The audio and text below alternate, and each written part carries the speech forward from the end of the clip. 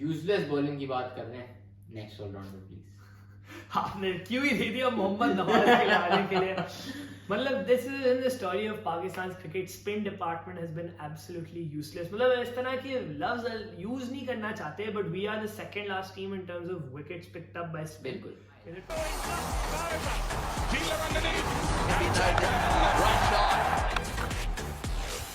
2015, 2019 and 2023 तीन world cup गुजर चुके हैं और पाकिस्तान 2011 के बाद अभी तक सेमीफाइनल्स में वापस नहीं पहुंची है। Another disappointing world cup campaign and yet to see कि अब इस वर्ल्ड कप कैंपेन के बाद क्या होता है।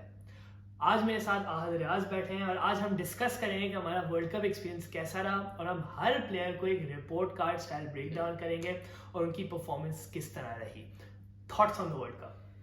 यार मैं तो यहाँ से शुरू करूंगा कि बचपन से एक आस लगा के बैठा हूँ मैं कि हम अब वर्ल्ड कप जीते हैं, अब वर्ल्ड कप जीते हैं, और हम वो जीत के नहीं दे रहे हैं। मुझे तो अब मुश्किल लग रहा है कि हम अपनी लाइफ टाइम के अंदर ऐसा देखेंगे। मसला ये नहीं है कि हम कोई बहुत करीब आके वर्ल्ड कप हार रहे हैं, हम बदतरीन से बदतरीन होते जा रहे हैं हर वर्ल्ड कप के साथ साथ, और हमारी परफॉर्मेंस ना ही हमारे टैलेंट को रिफ्लेक्ट करती है, और सिर्फ दिल दुखता है हमेशा देख के कि इतनी तैयारी के साथ आप जाते हैं, तैयारी पर्सपेक्टिव के हिसाब से, बट हाँ मुझे तो काफी अफसोस है।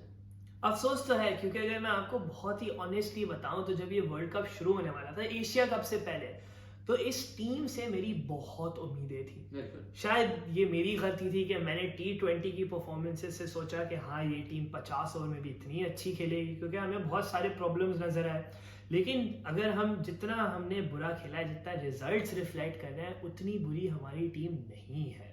हम बहुत ही आउट ऑफ फॉर्म है। लेकिन जैसे ही हमने कहा कि आज हम रिपोर्ट कार्ड स्टाइल जाएंगे, वन बाय वन जाएंगे, एंड आई थिंक हम यहाँ से पाकिस्तान की बैटिंग से शुरू करते हैं।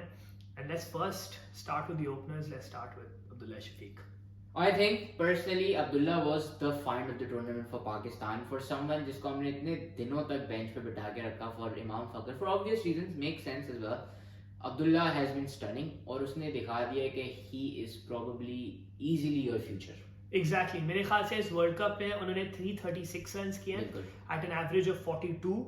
He scored a match winning 100 against Sri Lanka. उन्होंने अफगानिस्तान के अगेंस्ट 50 किए और उन्होंने किस मैच में और 50 किए? साउथ अफ्रीका के मैच नहीं, साउथ अफ्रीका के मैच में थोड़ी किए। साउथ अफ्रीका के मैच में तो कॉट आउट हो गए थे बाउंड्री। ओ सॉरी, ऑस्ट्रेलिया के मैच में 50 ऑस्ट्रेलिया के, हाँ, और सेंचुरी श्रीलंका के। Yes exactly. तो मेरे ख्याल से उन्होंने ओपनिंग स्टैंड्स अच्छे दिए हैं और उनका हाई स्ट्राइक रेट भी है। 93 के स्ट्राइक रेट से उन्होंने खेला है। He is one of the young players of the tournament, अभी तक काफी यंग है। आई थिंक आगे जाते हुए बिकॉज उनकी टेक्निक इतनी अच्छी है, I think he's going to be one of the openers that can play for Pakistan in both tests and ODIs. Agreed, I think definitely। और उसमें एक और चीज ये है कि going into the future अगर हमें एक टेम्पलेट सेट करना है ODI का, going into Champions Trophy और 2027 का world cup, Abdullah can take that spot as an accumulator, as someone who can play थोड़ा तेज, क्योंकि उन्होंने दोनों फ्लेवर्स आपको दिखाए और काफी अच्छा खेल के दिखाया। और फ्लेवर्स इस तरह दिखाए कि मुझे जो उनका one of among the best shots नजर आता है, जो जैसे उन्होंने बुमराह को ओवर द टॉप मारा, जैसे उन्होंने बाकी बॉलर्स को वो स्लॉग स्वीप मारते हैं, एक्स्ट्रा कर मारते हैं, ऊपर से मारते हैं मिड ऑफ का, तो that I really like about Abdullah Shafique. उसको उनको रेटिंग दे तो आउट ऑफ 10 अब्दुल्ला शफीक के लिए रेटिंग आई थिंक मैं उनको 7.5 दूंगा। And just to put this into light, ये हाईएस्ट बैटिंग की रेटिंग मैं दे रहा हूं पूरे में अभी आने वाले लोगों में। तो I'll be a bit more kind. I'll give him an 8 out of 10, but I think Ahad's right. I think we've not batted well this World Cup. मतलब we've batted well, but कोई impact मसला impact miss है। आगे बढ़ते हैं। Next opener, the dropped opener, क्या उनका career खत्म है, इमाम उल हक।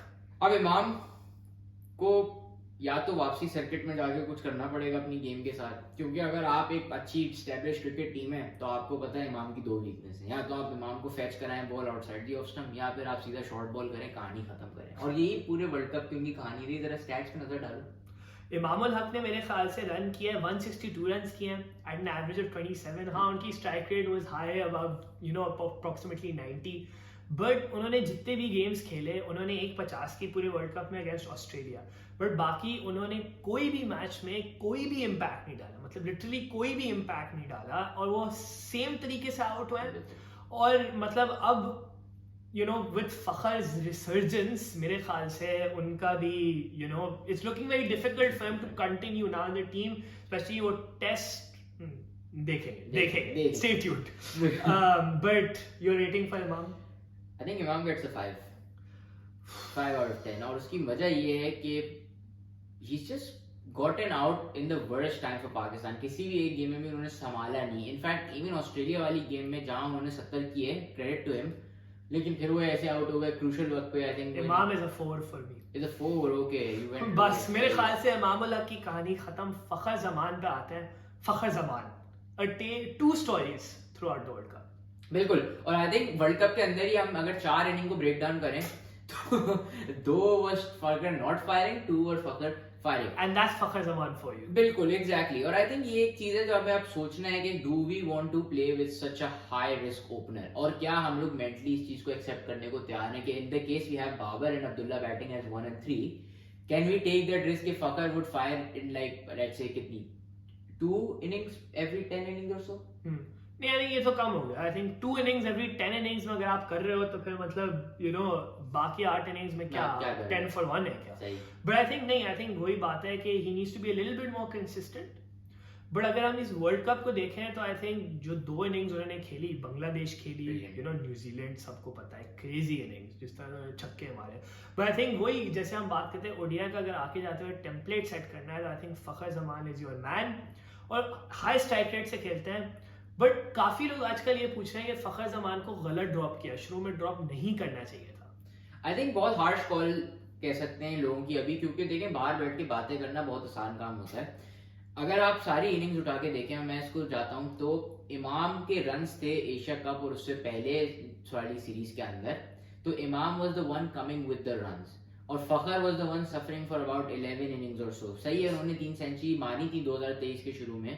तो जब आप टूर्नामेंट स्टार्ट करते हैं और फखर को हमने मौका दिया, ऐसा नहीं था कि हमने फखर को शुरू से बिठाया, तो फिर आपको बैक करना पड़ता है. मे बी इमाम एक गेम पहले ड्रॉप हो जाते, लेकिन वही बात है कि इमाम और अब्दुल्ला का पेयर आप तोड़ नहीं सकते थे मेरे हिसाब से उस वक्त, क्योंकि Imam was the right option to go with. Agreed. Your rating for Fakhar Zaman? Fakhar को मैं आई गिव 6.5, और प्राइमरीली उसकी जो वेटेज ऊपर आई है वो न्यूजीलैंड वाली inning. I give him a 7. Okay, I think that's my thing. Top order हो गया. वेल, टॉप ऑर्डर में बाबर आजम, कप्तान साहब. ये वाला दिल के बहुत करीब है, क्योंकि आपको पता है मैं बाबर का बहुत बड़ा फैन हूँ. I had really high hopes. मुझे ऐसा था कि अगर बाबर बड़ी खेल गया ये टूर्नामेंट, हम डेफिनेटली टूर्नामेंट लेकर जा सकते हैं. बाबर के टूर्नामेंट के स्टैट्स पे नजर डालें तो उन्होंने 320 रन किए 40 की एवरेज पे, स्ट्राइक रेट ऑफ 82. कह सकते हैं कि it was good, but it was nowhere the greatness जो हम बाबर से एक्सपेक्ट करते हैं, इम्पैक्ट वाइज और जस्ट द ऑरा वाइज. मैं भी उदास ही हूँ मतलब बिकॉज बाबर आजम ने अब तक अपने पूरे करियर में, you know, Babar has always you know majority of the times he is played well.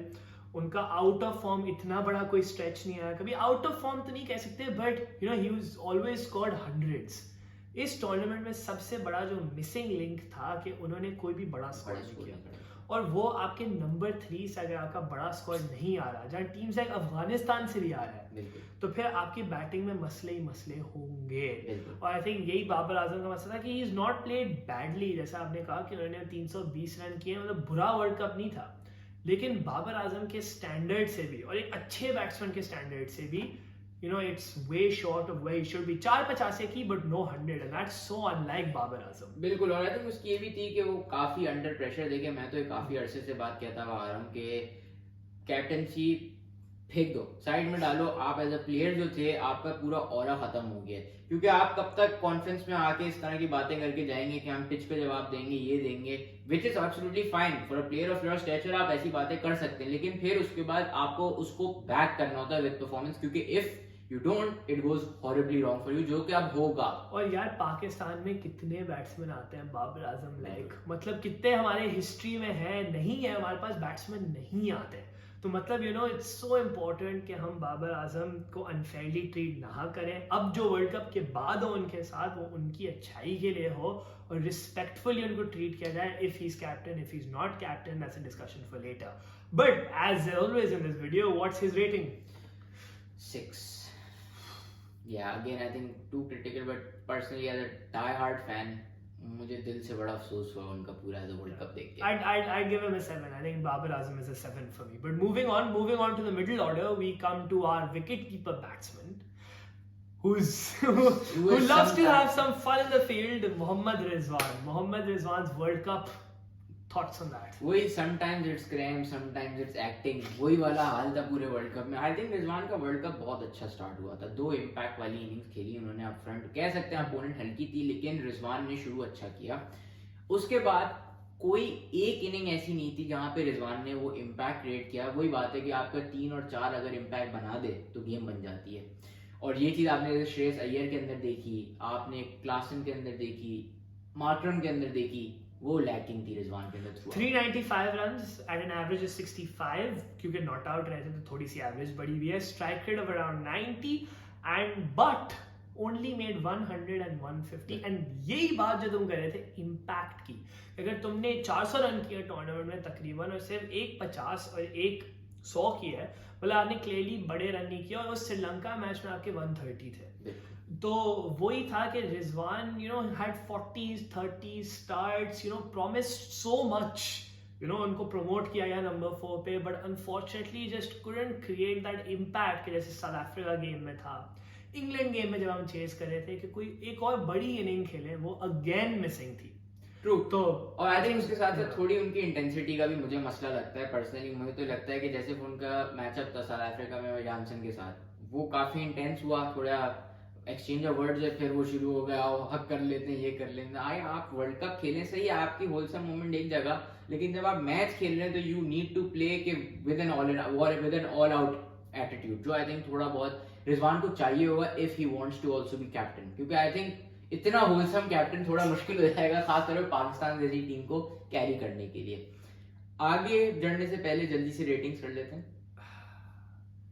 I think I'd give Rizwan, I think I'd also give him a 7. हाँ नहीं, I agree, I am aligned with the 7. I think और वो primarily उनकी जो श्रीलंका वाली inning थी, brilliant inning थी, अच्छी थी, और उन्होंने डेफिनेटली शो किया. हमारे हाईएस्ट रन गेटर भी टूर्नामेंट के, दो 7 it is. Let's move on to Saud Shakeel. Saud another boy जिससे मुझे काफी एक्सपेक्टेशन थी. वर्ल्ड कप जबरदस्त स्टार्ट किया, होप्स थी. वो न्यूजीलैंड के साथ वार्म अप में जब उसने खेला तो उसने वो डायनामिक ही बदल दी नंबर 5 की जो पाकिस्तान दिमाग में लेके आया था.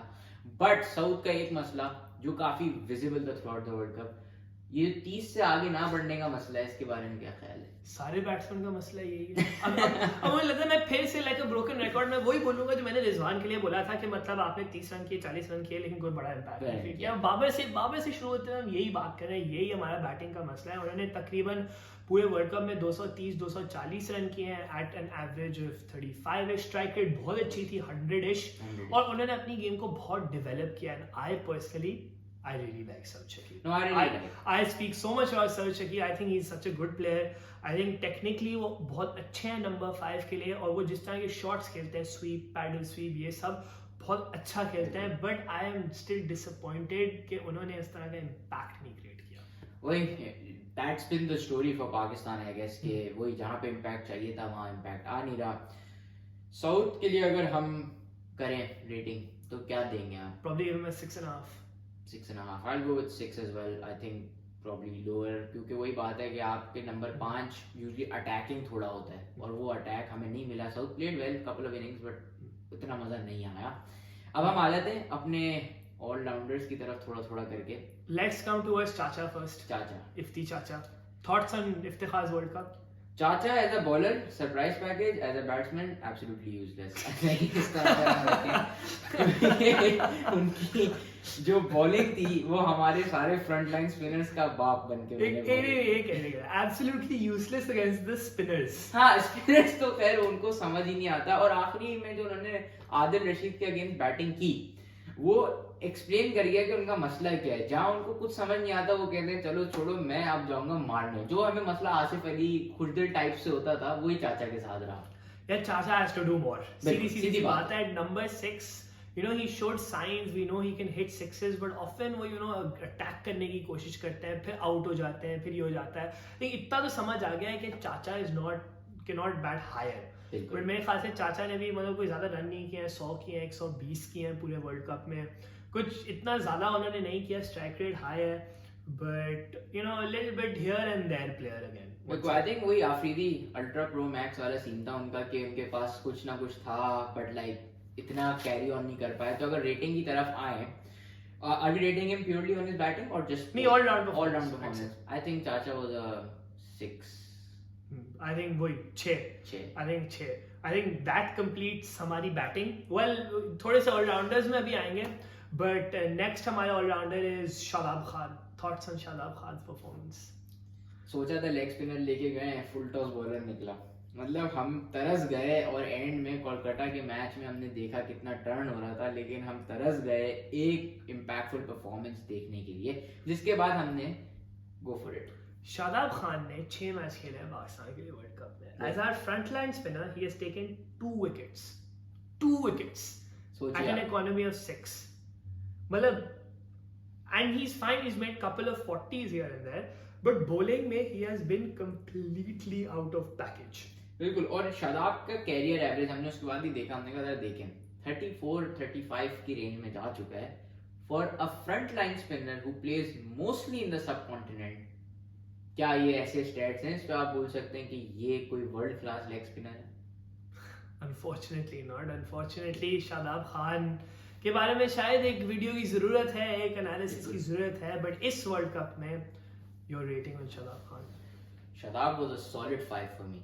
I think you're being very kind. I'm going to give him a 3 or a 4 out of 10. वो मैंने जो 5 दिए ना, वो बैटिंग की वजह से दे दिए उनको कि थोड़े ऊपर आ गए, लेकिन एज अ बॉलर तो हाँ Bismil.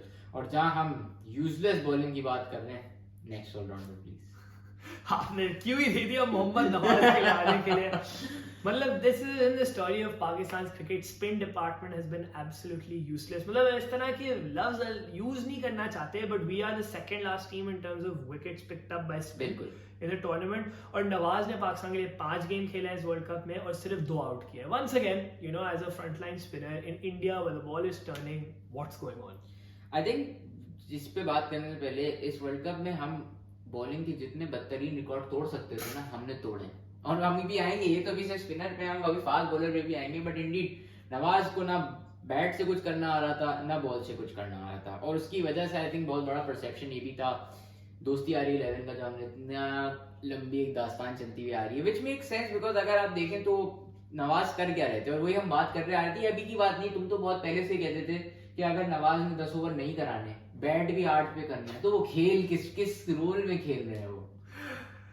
Rating for Nawaz? Nawaz was a solid 1 for me. मैं ये मुझे हंसी भी आ गई बात बोलते हुए कि मैं एक प्लेयर जो वर्ल्ड कप खेलने का उसको 1 दिया मैंने वर्ल्ड कप के. चलो मैं 3 दे दूंगा उनको, मैं थोड़ा सा और कर दूंगा, 3 दे देता हूँ. चलो, but on to the bowlers, on to the pure bowlers, the fast bowlers. Let's start with the man who has the most wickets for Pakistan this World Cup, the man who's reached 100 wickets in ODIs, Shaheen Shah Afridi. बिल्कुल. I think no doubt good effort from Shaheen, but अब लोग कहेंगे मैं ज्यादा critical हो रहा हूँ. शाहीन का अगर आप ओवरऑल जिसने मैच देखे, जिसने क्रिक इन्फो पे मैच नहीं देखा, क्या वो ये कह सकता है कि शाहीन ऐसा बॉलर था जो थ्रेटनिंग लगा या 18 विकेट वाला बॉलर लगा? मुझे तो नहीं लगता कि उसके बुमराह से ज्यादा विकेट है, लेकिन मैं अगर बुमराह की परफॉर्मेंस देखूं और मैं शाहीन की परफॉर्मेंस देखूं तो ये it's like Shaheen has not had the same impact that he has. New ball से he has not been as effective, and death में उन्होंने रन्स खाए हैं काफी. तो मतलब उनकी इकोनॉमी रेट भी अगर आप देखें तो अराउंड दैट 6 मार्क है, which is a bit high for your main frontline bowler. Nevertheless, उन्होंने 18 विकेटें तो ली हैं. उनकी एक फाइफर भी थी against Australia. That's correct. But it's been a mixed performance. I think मैं एक चीज ऐड करूंगा जो शाहीन को थोड़ा समझने की जरूरत है, थोड़ा यंग है. आपका जो फ्रंट लाइन पेसर है, he needs to be the bully in the team. अब bully का मतलब ये नहीं है कि आप गालम गलोच करें या मतलब आप मारना शुरू कर दें, but just with your line, with the overs that you ball, आप सामने वाली टीम को बैकफुट पे ले जाएं. जो कि चीज किसी भी अच्छे बुमराह हो गए, मैकग्रा हो गए, इस तरह के जितने बॉलर्स थे वो करते थे कि वो डरा देते थे बैट्समैन को, तो वो उनको टच नहीं करते थे. ये चीज शाहीन में भी मिसिंग है. वो आते हैं तो अगर बैट्समैन बहुत कंफर्टेबल हो गया उनके अगेंस्ट तो फिर उनको मारना शुरू कर देते हैं. Definitely agreed. Your rating for Shaheen?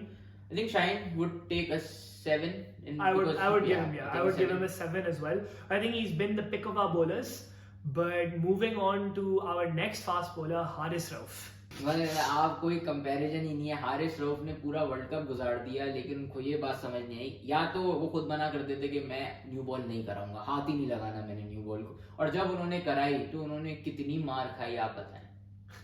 I think Haris Rauf का टेम्पलेट ये था कि जो उनके पहले 3-4 ओवर वो शुरू में कराते थे उनको बहुत रन पिटते थे, फिर वो कम बैक करते थे। तो फिर अगर आप उनकी एवरेज और उनकी इकोनॉमी रेट देखें तो उनकी इकोनॉमी रेट जो डेथ में थी was less than what he bowled in the power play overs, which is quite surprising. उल्टा होता है, लेकिन हारिस रऊफ ने उल्टा एक ट्रेंड अपने लिए सेट कर दिया। But I think the reason for that is because Haris Rauf बहुत अच्छी T20 बॉलिंग कराते हैं। जब बैट्समैन को मारने जाते हैं तो he has all the tricks, लेकिन जहाँ कंसिस्टेंट लाइन और लेंथ की बात आती है, जहाँ बैट्समैन नया होता है, वहाँ he's been pretty ineffective. Inexperience की बात है। हारिस रऊफ ने 36 ओडीआई खेले और 40 लिस्टें, तो जिस बंदे ने खेले सिर्फ 4 ओडीआई आउटसाइड पाकिस्तान सेटअप है, उसके जाहिर सी बात है इतना एक्सपीरियंस ही नहीं है कि वो क्या T20 बॉलर हैं, तो वो बहुत बड़ा इशू था। हारिस ने रिकॉर्ड तोड़ा, most run considered bye bowler. मैं कह रहा था 72 रिकॉर्ड नहीं तोड़े, एक रिकॉर्ड ये है। तो या आई थिंक काफी, और अगेन हमें सोचना ये कि क्या हारिस को हमें रिटेन करना है एज ओडीआई बॉलर। अगर करना है तो पहले उनकी लाइन और लेंथ पे काम करना पड़ेगा, क्योंकि this is not a 4 over game anymore. Exactly. Rating. I would give Haris Rauf, he has taken 16 wickets, so I would give him a 6 out of 10. I'm gonna go with 5.5. और वो इसकी वजह यही है कि जो उन्होंने शुरू में कचरा फैलाया है वो इतना ज्यादा था कि वो समराइज नहीं हो पाया एंड में। आगे आते हैं तो पहले हम चलते हैं mid tournament introduction Waseem junior की तरफ। For me, Wasim Junior, he was very impressive. उन्होंने बहुत अच्छी बॉलिंग कराई in the first couple of games that he came in, विकेटें ली, रिवर्स स्विंग करी। आखिरी मैच में इंग्लैंड के अगेंस्ट थोड़ा पिट गए, 74 रन्स दिए, but I think Waseem junior had a good World Cup. I think he picked up 9 wickets and he's generally had a good economy rate. He's looked the pick of the bowlers in most of our games. Definitely, I think अकल आ गई। ये जो चीज है ना, Waseem pre this World Cup, post this World Cup, थोड़ी अकल आ गई कि बहुत टाइम तक हम कहते थे नहीं वसीम जूनियर को तो नहीं खेला है। बिल्कुल नहीं, आई थिंक बड़ी जबरदस्त बॉलिंग की, उसका जिप काफी अच्छा था, वो अच्छे पेस पे कर रहा था, रिवर्स उसने 140 पे की, गुड, अच्छी बात है। मैं कहता हूँ सीख गए, देर आए दुरुस्त आए, लेकिन अच्छा था। तो अगर रेटिंग की बात करें वसीम, 7 out of 10। हाँ, I think for the impact he created I would also go with 7 out of 10। उसके बाद बचे उसामा मीर, नहीं क्योंकि एक और भी बचे हैं, हसन अली भी है। अच्छा हाँ, चलो सही, हसन अली और उसामा मीर मतलब एक ही कैटेगरी में आ रहे हैं। चलो हसन अली ने शायद ज्यादा गेम्स खेली है, but Hasan Ali I don't think, यार उनका मसला ये है कि ही केम बैक, शुरू में ही केम बैक, अच्छी परफॉर्मेंस दी 1-2 गेम में, फिर उसके बाद फिर पिटना शुरू हो गए, फिर वही Hasan Ali of the old के डेथ में बॉलिंग हो नहीं रही, बैट्समैन मारे जा रहे हैं, उनसे डिफेंड नहीं हो रही, and like Hasan Ali had a very average World Cup. किंग कर लेगा उनका जो टेक हुआ था podcast, but I guess issue यही है। मुझे जात को बात का डर है कि जिस तरह हसन ने बॉलिंग की, स्टार्टेड ऑफ वेल, लेकिन वही मसला है ना, पेस, जब आपका पेस नहीं आ रहा तो फिर आप ओवरऑल इतने इम्पैक्ट ही नहीं है, आपकी कोई वेरिएशन है नहीं। यही बंदा ऑस्ट्रेलिया जाएगा हमारे साथ, वो perhaps for another video, but डर है उस बात का। हसन की रेटिंग पे आ जाते हैं। I think I'll give him a 6 out of 10। उसकी इकोनॉमी रेट 6.3 थी, 9 विकेट ली 6 गेम्स में, but 6.5 for me. I think 5.5 for me है, तो आगे पीछे ही हैं। तो आई गेस ओवरऑल इतने कोई अच्छे हैं नहीं हालात हमारे बॉलर्स के।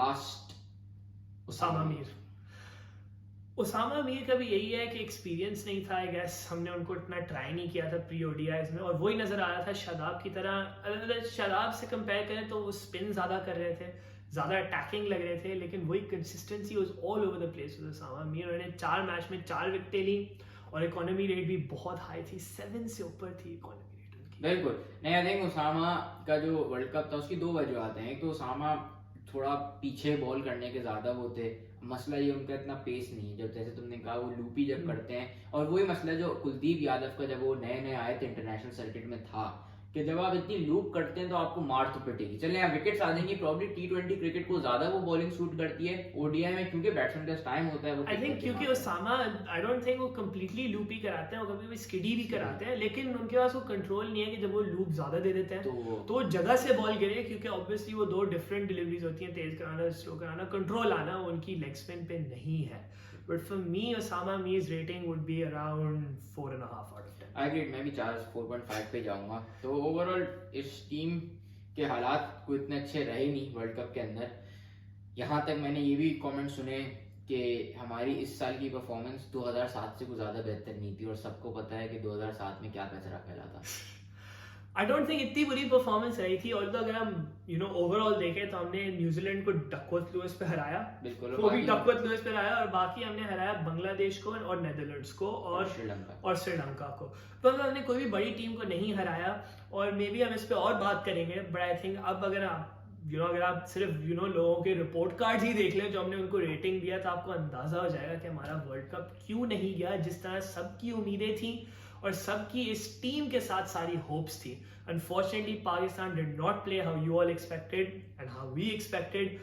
और जरूर कमेंट्स में बताएं कि आपके क्या आपके क्या टेक अवे और फीडबैक्स हैं इस वर्ल्ड कप के लिए। और अगर आपको वीडियो अच्छी लगी तो please like, follow and subscribe cricket with arcs.